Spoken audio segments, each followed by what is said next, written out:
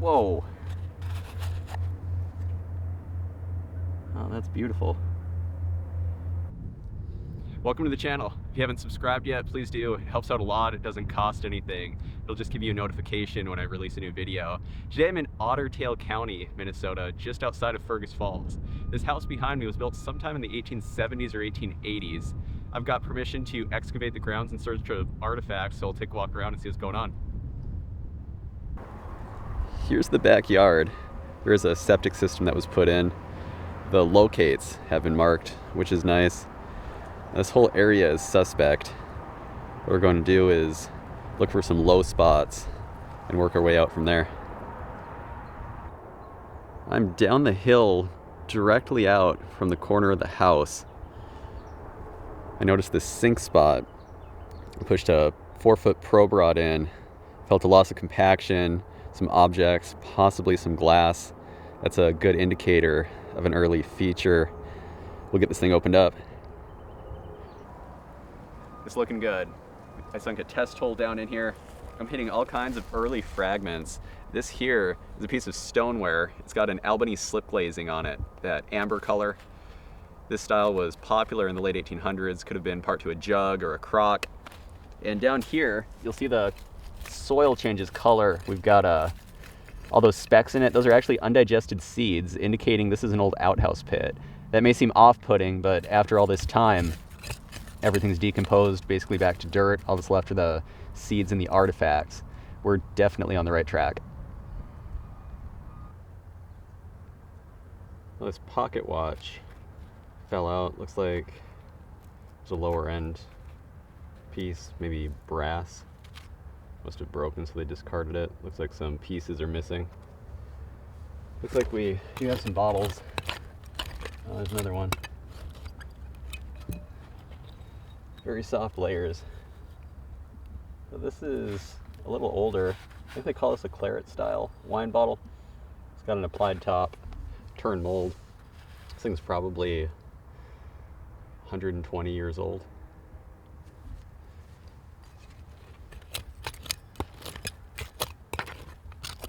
I'm finding all kinds of broken lamp chimneys also.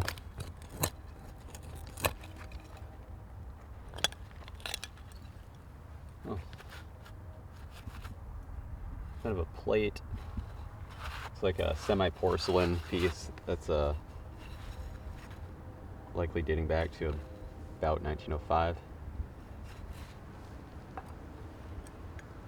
Oh, it has some nice pattern to it, some nice color. I don't see any maker's marks on it. Could be Haviland, possibly.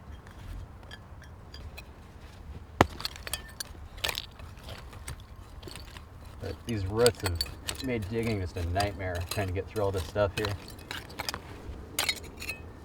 Another piece of the plate. Looks like a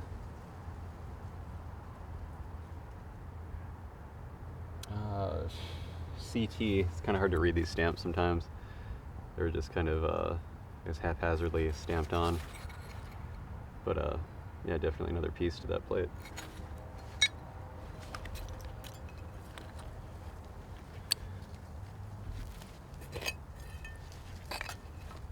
And a prescription bottle. That's a tooled top. So it's got a reinforced lip on it. See the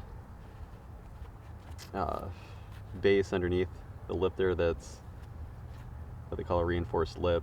Dates from about 1908 to 1916. They started making these reinforced lips in 1908, and then being as a tooled top, they generally had transitioned into fully machine-made bottles by 1916. I don't see any maker's marks on it.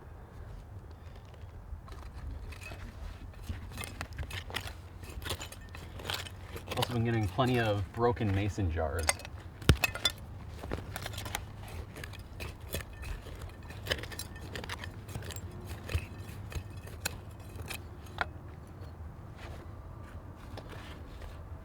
Heinrich. I've dug these before. I don't know exactly what these held. It looks like it's likely some kind of patent medicine. It's machine made. This thing probably dates to 1915, maybe 1920 at the latest. It's got a bale top on it. I know with all these seeds, this was definitely a well-used pit. Seems to have some decent size also.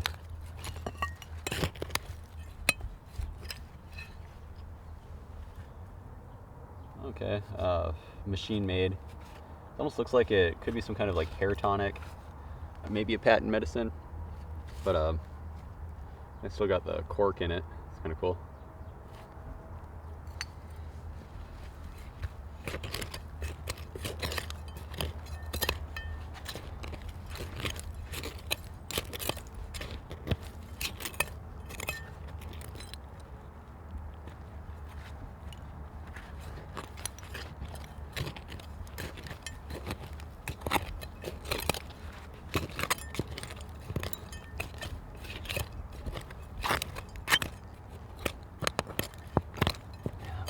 Broken mason jar.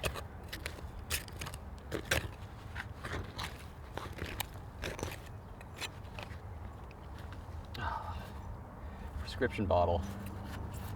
No embossing on it. It's got these increments on the side though. See that? And the reinforced lip. They actually started putting the increments on with the reinforced lips in 1908. It's another tooled top piece, so this one's also that 1908 to 1916 date range. No maker's marks on it. This would have been purchased at a drugstore. Could have held all kinds of products from linseed oil to morphine-based cough syrup or something.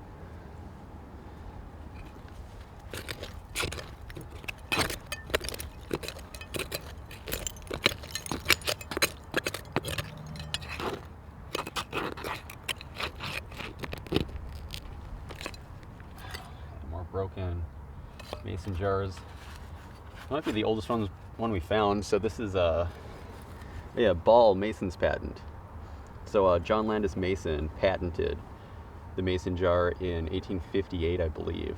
He never utilized the patent, and when it expired, I believe 20 years later, companies like the Ball brothers started producing them, and it's actually a interesting story. So John Landis Mason died in poverty, with all these companies producing his jars.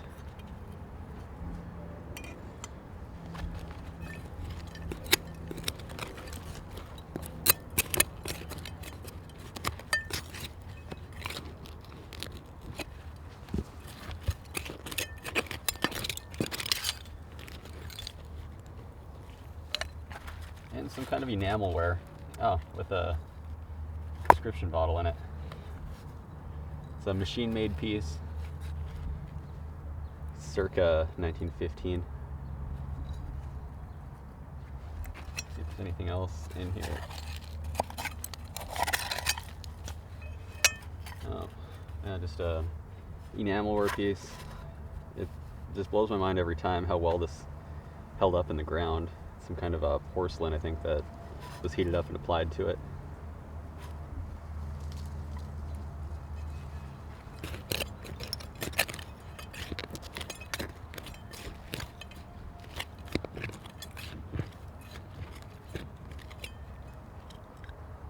Plain semi-porcelain plate.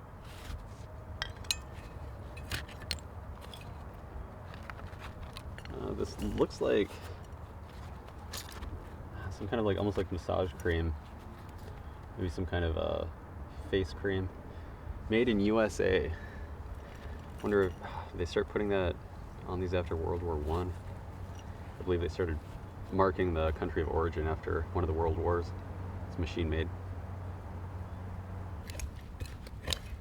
No end in sight. I've been trying to clean this out a bit.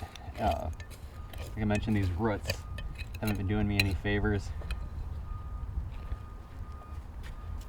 There's some kind of a preserve jar. It looks like a drinking glass. I was told these were actually repurposed fairly often back in the day as drinking glasses, but would have had a foil band on it and could have had jelly or olives, just some kind of preserves in it.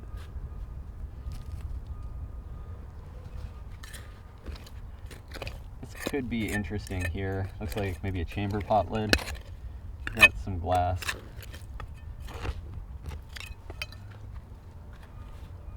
Well, it's a tool top. Say this dates somewhere from 1908 to 1916 because it's got that reinforced lip. This one could be some kind of maybe toiletry, maybe a hair tonic.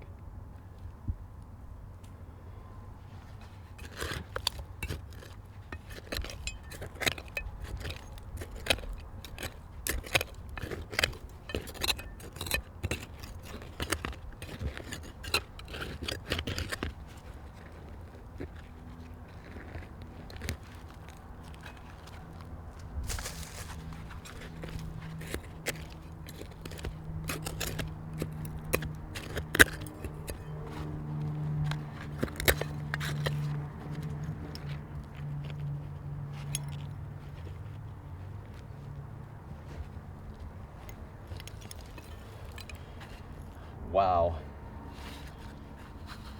that's intact. That color is something else. Definitely a chamber pot lid. Guessing ironstone china. It was probably made in England in the late 1800s, maybe very early 1900s. I'm guessing we'll find the rest of it down here somewhere. Could have broke in and then they just threw the lid in.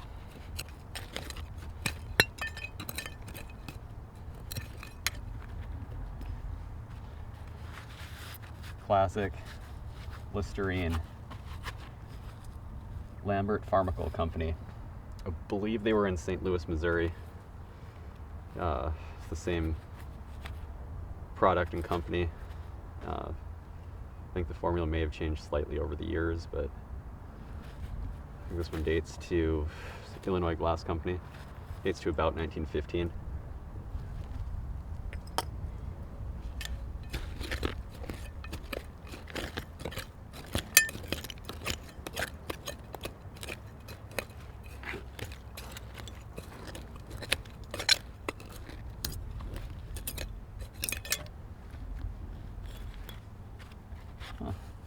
Tool top. No embossing. Looks like it could be some kind of liquor bottle. Can't say for sure. That same, I'd say 1905 to 1910 date range.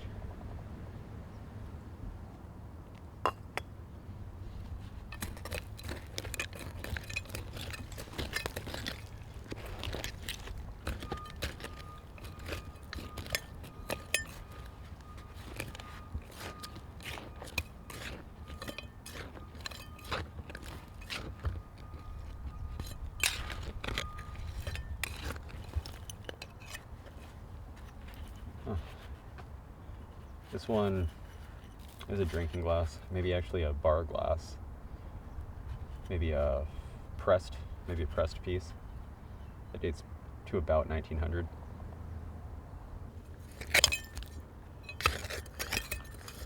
Look at all this stuff. There's solid trash layer down here.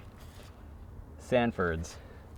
They were one of the most prominent stationery manufacturers, mainly ink, back in the day. I believe this is either ink or mucilage. It's a machine-made piece, likely dates to about 1915.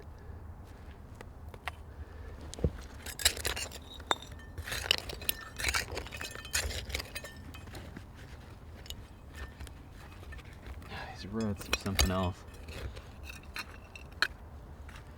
That should have been embossed. Embossed meaning writing on it from a local pharmacy. Sometimes they would have had their names blown into the bottle with either the druggist name or the drugstore name and then the town that they operated in. They're usually super collectible. This is an incremented side with a reinforced lip. Another 1908 to 1916 piece. Note the aqua glass. That is a bit unusual.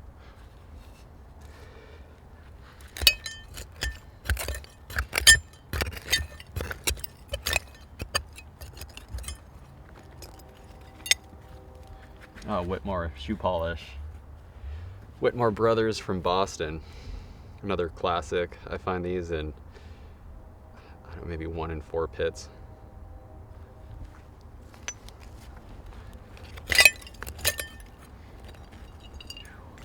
And another blank. No glass company marks on these either. Another 1908 to 1916 piece.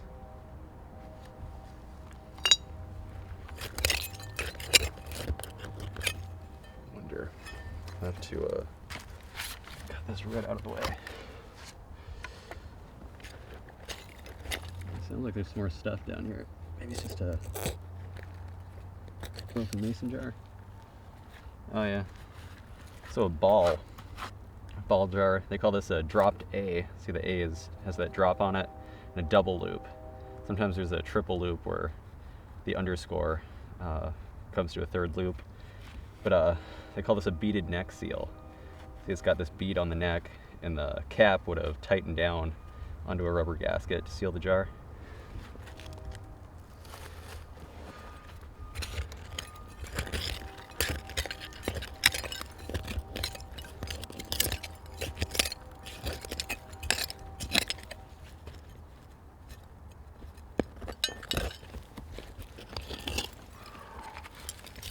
And chamber pot, anything inside of it? Nothing. This is a graniteware piece. Could have been dropped down by mistake and they just left it. No one wanted to climb down the outhouse to get it. Could have been damaged also.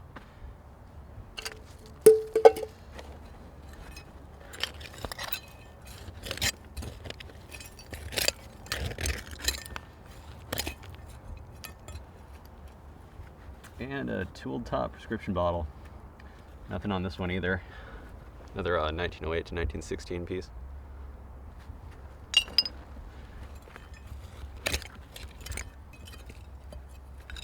And a flower planter base. You know, sometimes these have the mark of the Red Wing Stoneware Company of Red Wing, Minnesota. I don't see anything on this one. This would have just been the drainage piece for the bottom.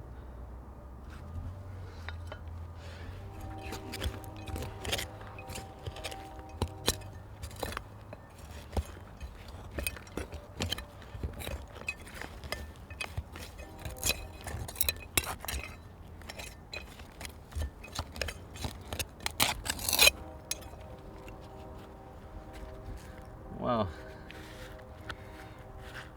that's an oldie. Doll head, likely a German made, made sometime in the late 1800s, maybe very early 1900s. Must have broken. It's a sad day and they threw it down the pit.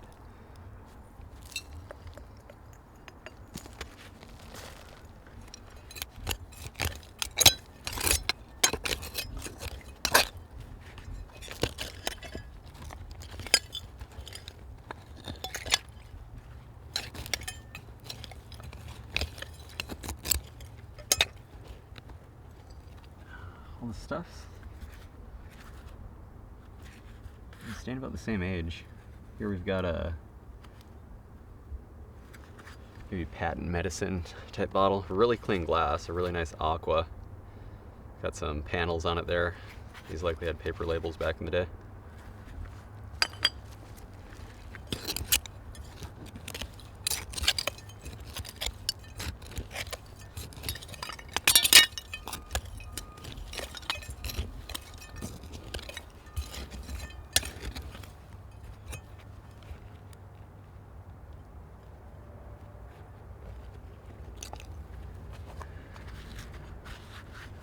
And a semi-porcelain bowl.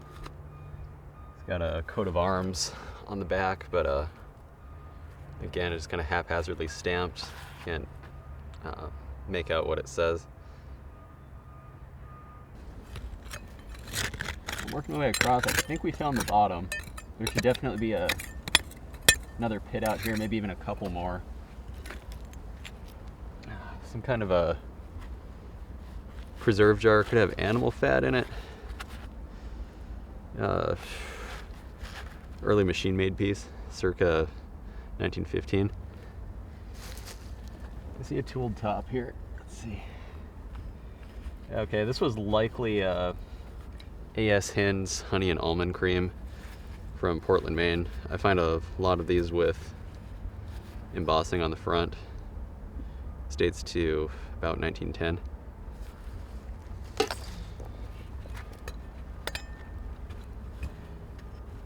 And Stearns quality. I've dug these before. I can't say exactly what this was. Maybe a liquor flask or a hair tonic.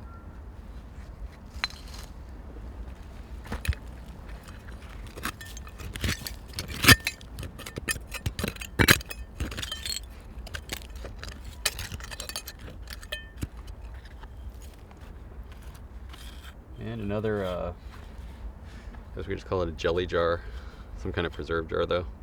Maybe a pressed glass, definitely machine made.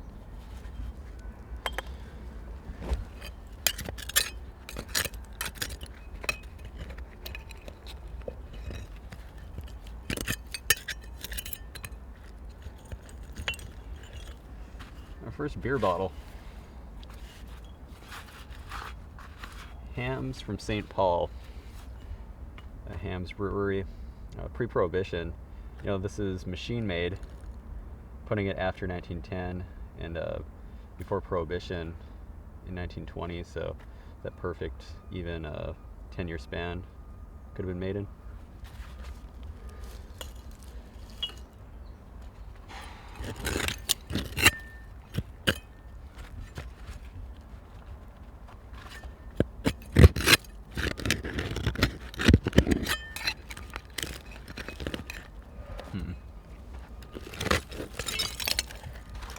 Oh, shovel handle. Or, a shovel head. Missing the handle. And maybe a pill bottle of some sort. SK. On bottom, I have no idea what that stands for. This one's a tooled top, though. It's on the older side of what we've been finding in here.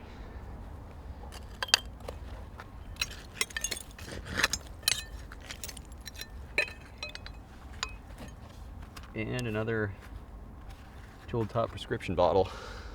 Another reinforced lip with the increments 1908 to 1916.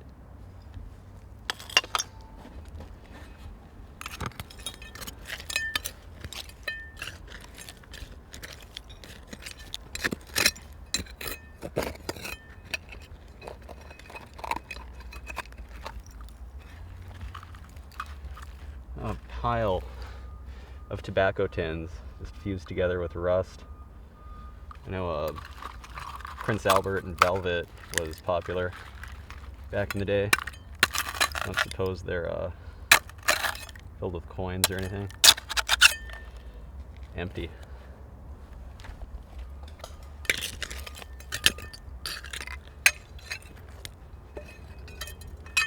And maybe a shoe polish or paint bottle.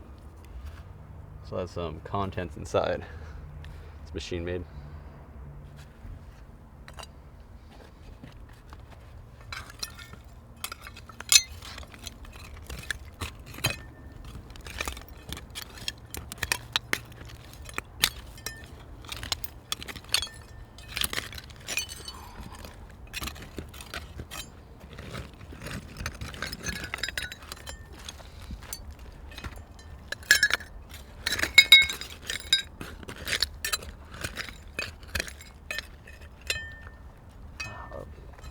Really hoping we'll get a locally embossed piece. It's another tooled top prescription bottle. Definitely found the bottom. I'm just working my way across. There's all kinds of stuff. It's like another blank prescription bottle.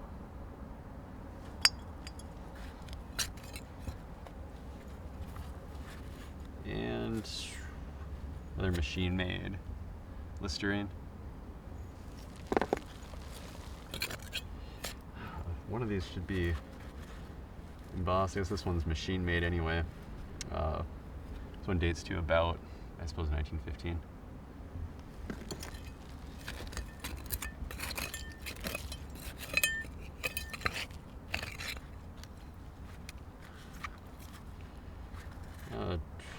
Yeah.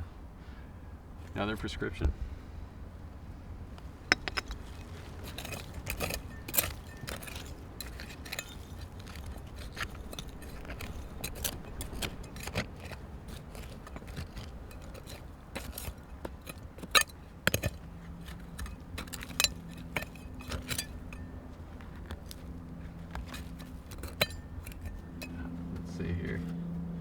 This one's a little older. I put this one about 1905. It's got the tooled top and the rounded lip on it.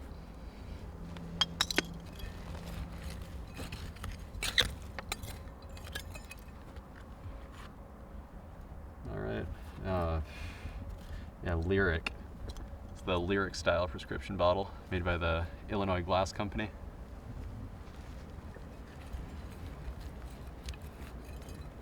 Huh. That is unusual. Is it a stopper? Might be a decanter stopper with a gold piece of paint on it. Yeah, it looks like it's ground down. Yeah, some kind of stopper.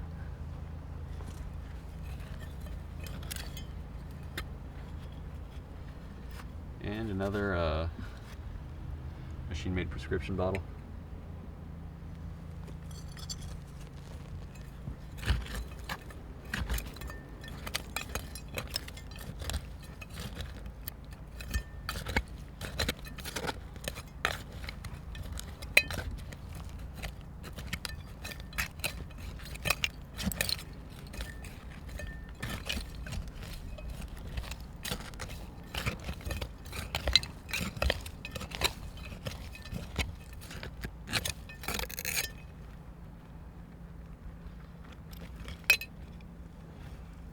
And another Lyric style prescription.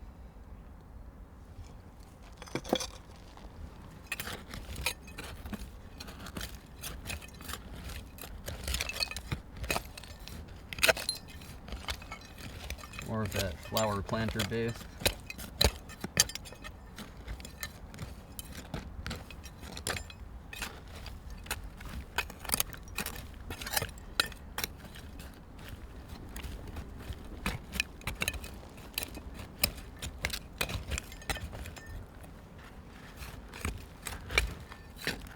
Roots. A broken mason jar.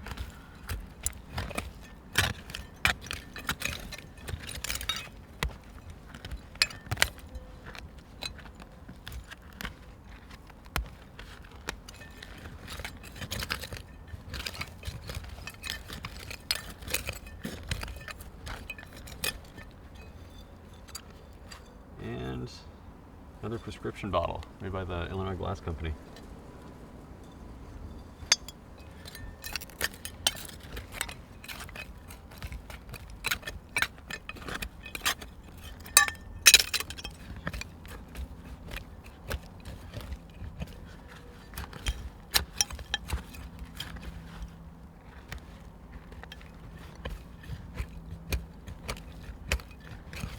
I may have found the edge.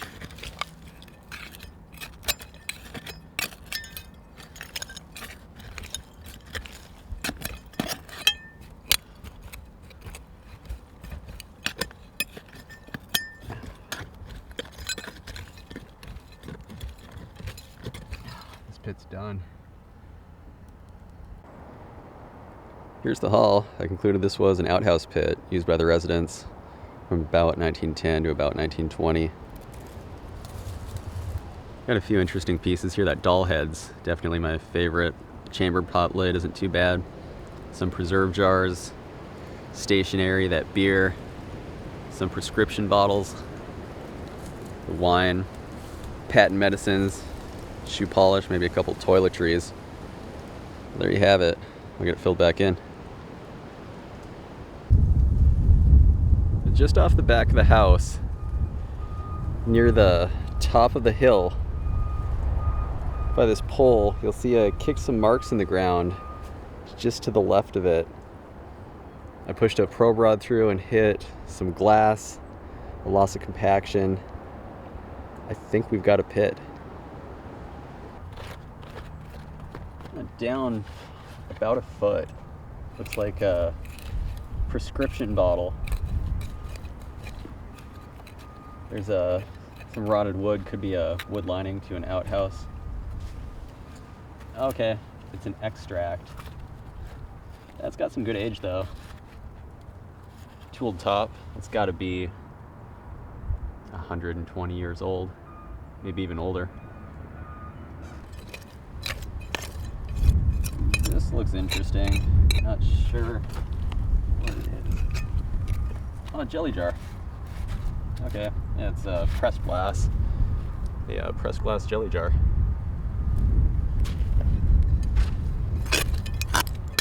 There's all kinds of stuff in here.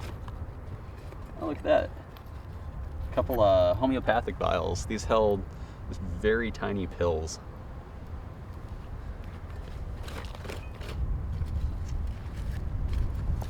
And a flat style flavoring extract bottle, tool top, circa 1900.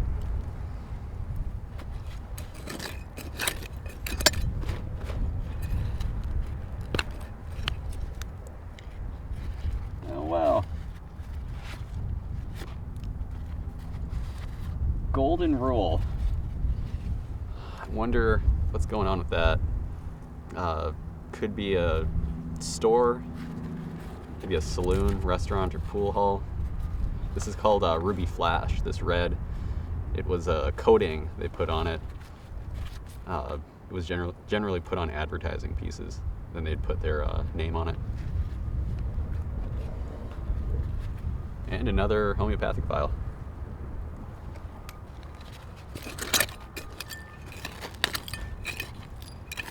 Oh, blue glass.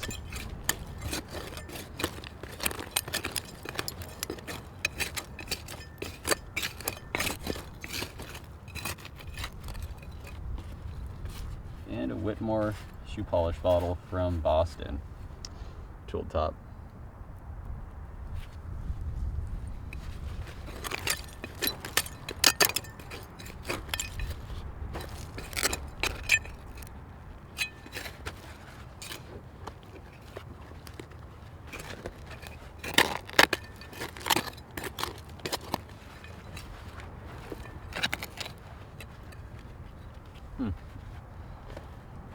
Well, that's unusual. Looks like a threaded top made by Whittle Tatum and Company. You'll see WT and Company there. I was expecting this to have a ground lip. Seems a little newer than the rest of the stuff we've been finding.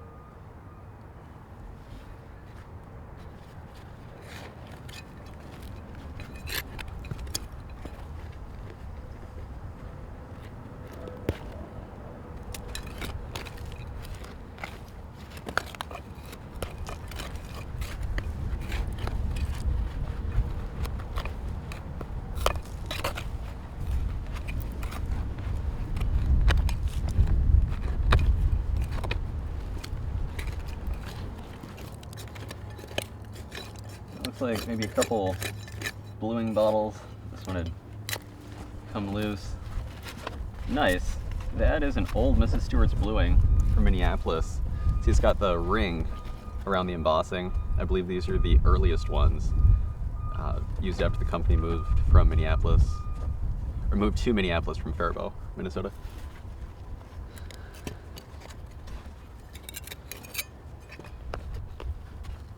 Well, this is okay, a mason jar with the top knocked off and some kind of maybe drinking glass shoved inside, kind of fused together with what looks to be lime. Lime was thrown over outhouse pits way back when to neutralize the smell.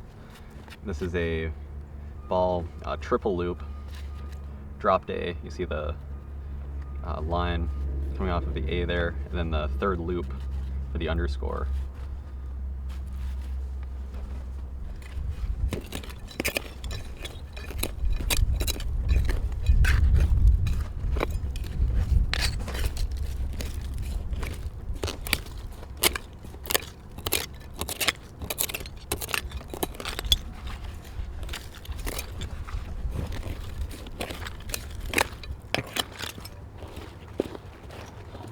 Maybe another mason jar. Gotta be careful, the glass on these is super thin. Yeah. Patented 1867. Yeah, another shoulder seal mason jar.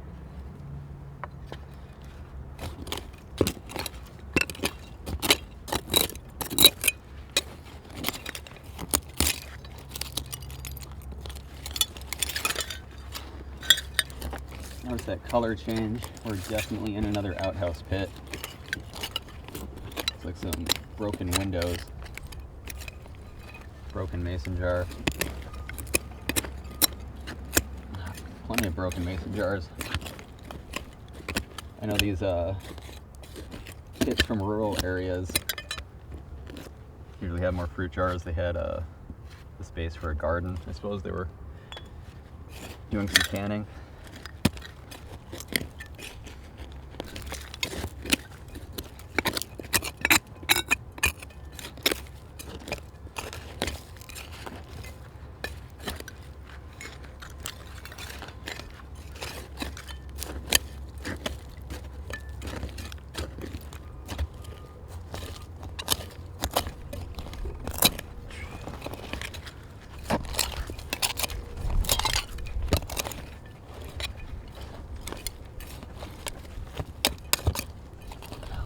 Cleaned out. Well, there was a thick clay cap, must have been 8 to 12 inches.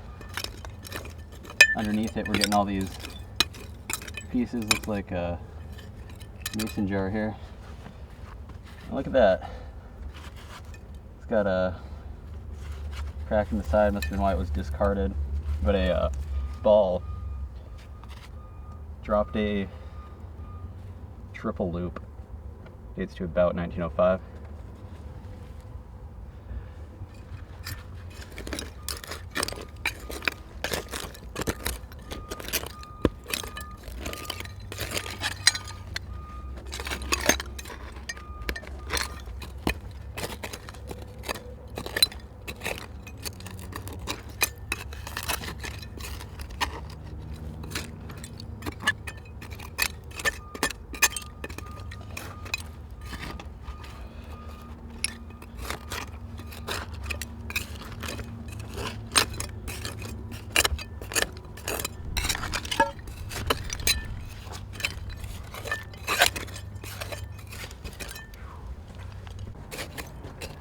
We found the bottom. It's a strange situation. There's a bunch of cap layers in this and a few shallow seed layers. That's the use layer of the pit. Don't know exactly what's going on. I know this isn't the earliest pit for the property. Broken shoe fly style liquor flask.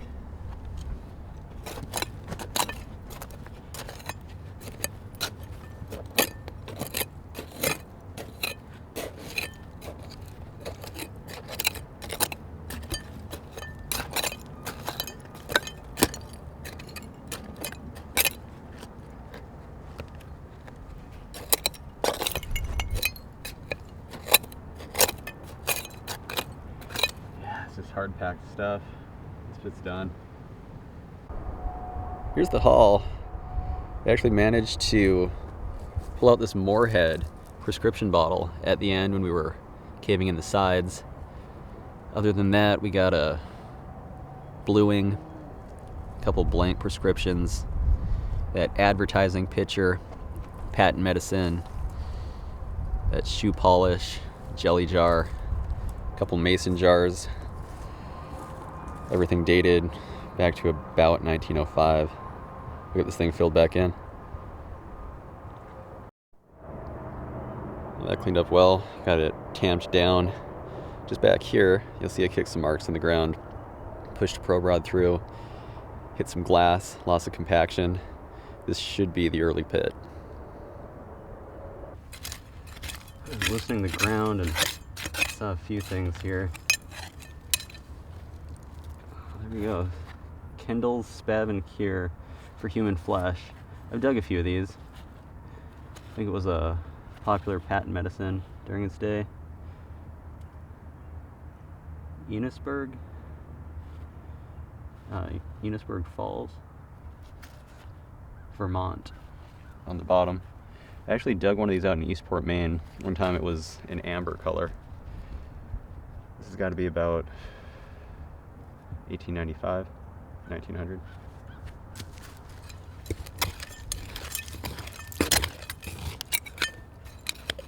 broken mason jar.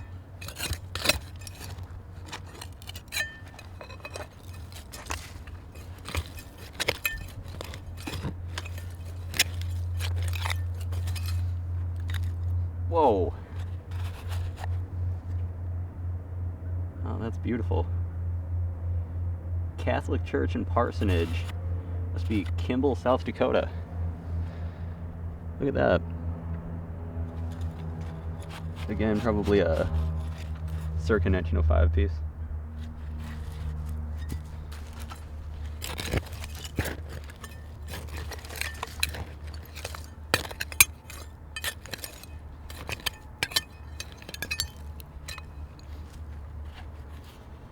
Must be a Castoria. Castoria. Chaz H. Fletcher's. Chaz H. Fletcher's Castoria. There was a Dr. S. Pitchers. That might have been the earlier one, and he sold out. Again, a turn of the century piece.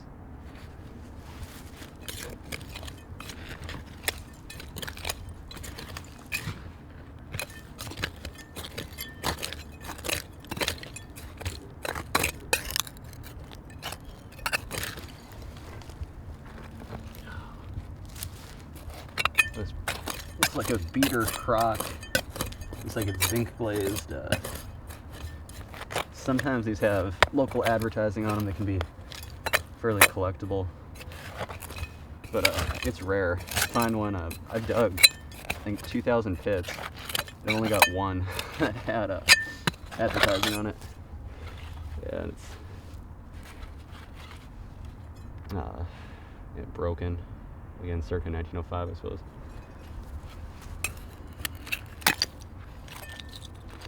At least there wasn't any advertising on it.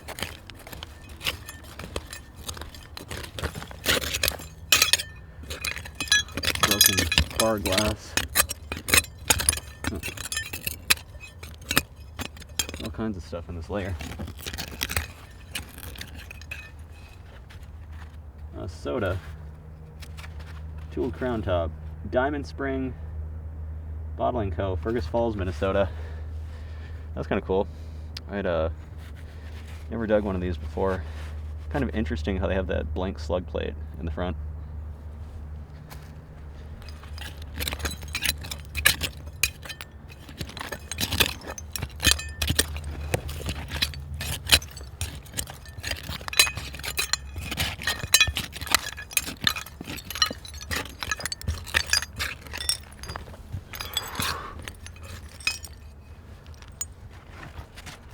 Whitmore shoe polish from Boston.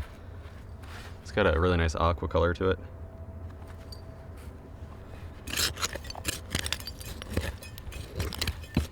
These roots have been a hassle, that's for sure. Now, California Fig Syrup Company.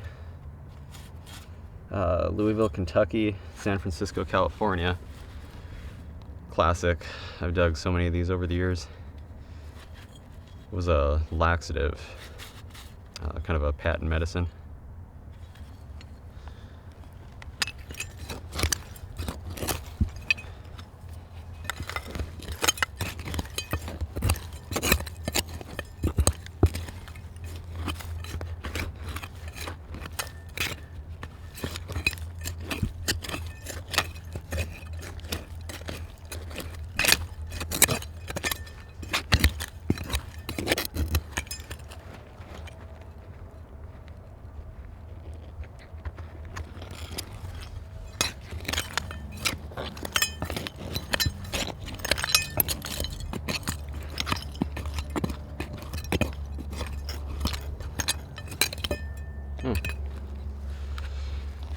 Biscuit porcelain doll head, likely made in Germany sometime around 1900. It's like some kind of a very strange bottle. You know, this maybe a back bar bottle. Look at that top. That is unusual. Almost looks like a blob beer. No embossing on it, no etching. Very heavy piece.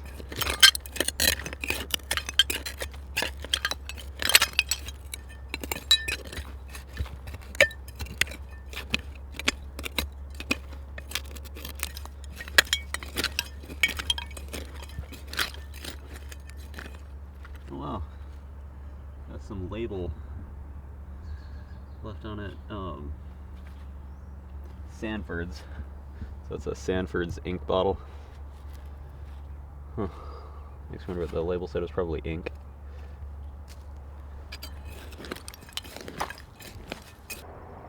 Amazingly, the pit bottomed out. It wasn't very big. I concluded this was an outhouse pit used by the residents circa 1905. Got a few pieces: that drinking tumbler, back bar bottle, shoe polish, advertising plate, some patent medicines, prescription bottle, doll head, and a soda. There you have it. Get it filled back in.